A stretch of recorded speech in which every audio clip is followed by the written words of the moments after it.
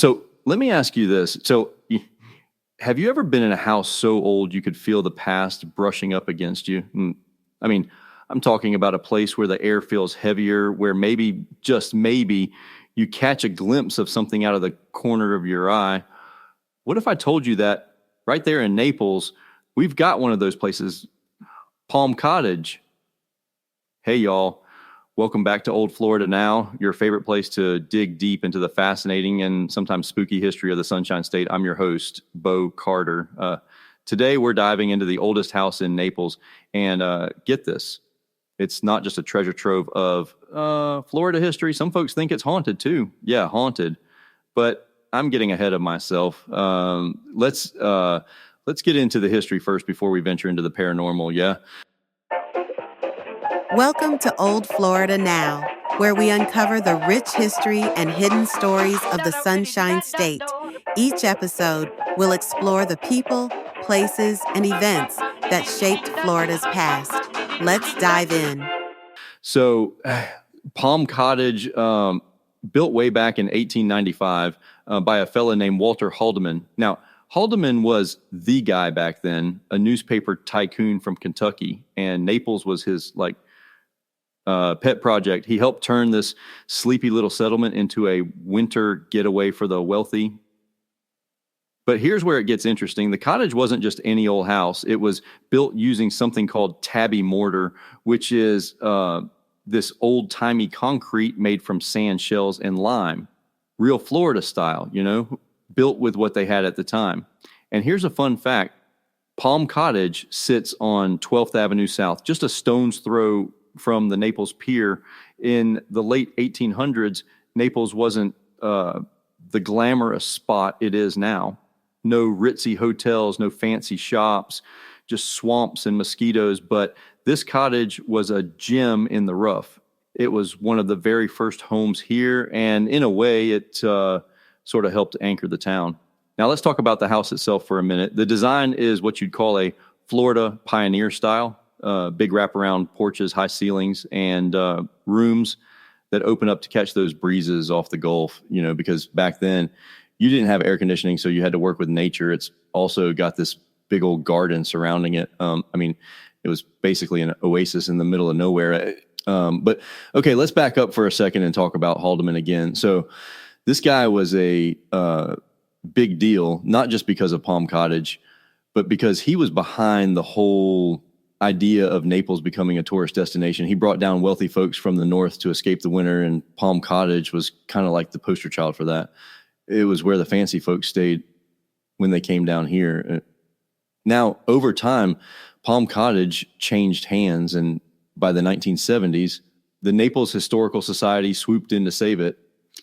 Thank goodness they did, because we'd be talking about a parking lot or condos instead of this beautiful piece of history. Palm Cottage is old, but with old houses, you know what comes next, right?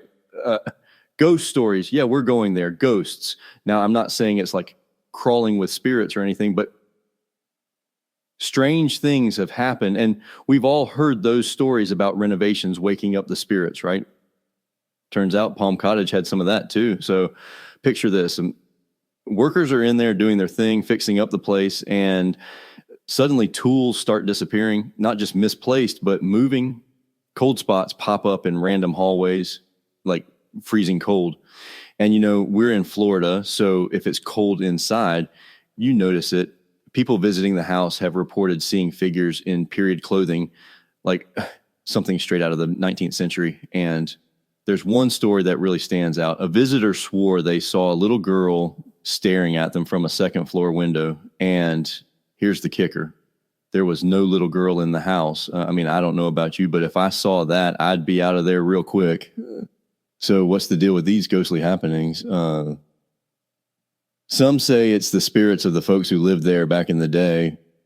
Maybe they're still hanging on to their old home, watching over it. I don't know if I believe all of that, but you got to admit it's kind of cool to think about, right? Adds another layer to the history. Now, if you ever find yourself in Naples, Palm Cottage is open for tours thanks to the Naples Historical Society. you can go check it out for yourself. Maybe you'll catch a cold spot or hear a tool clattering to the ground. If not, well, you still get to see one of the best preserved pieces of old Florida. And let's not forget, Palm Cottage has become a symbol of early Naples, before the resorts, before the golf courses. It's a reminder of where this place started and, in a way, how far it's come. The house has seen Naples grow from like a little fishing village into the glitzy vacation spot we know today. And it's still standing, surviving hurricanes, floods, and even tourists. That's something, right? So let me wrap it up by saying this. Palm Cottage is more than just a house. It's a time capsule, a bridge between the past and the present. Whether you're into history, architecture, or ghost stories, there's something there for everyone. And hey, maybe if you're lucky or unlucky, depending on how you feel about ghosts, you might just catch a glimpse of the past. All right, folks, that's it for today's episode of Old Florida Now. I hope you enjoyed our little journey through time. If you ever visit Palm Cottage, let me know what you find. Ghosts or no ghosts, I'd love to hear about it. Thanks for tuning in, and I'll catch you next time where we'll dig up some more stories from Florida's rich, wild history. Stay curious, stay adventurous, and as always, keep it Old Florida. Thanks for listening to Old Florida Now. Stay tuned for more stories from the Sunshine State's past. Until next time.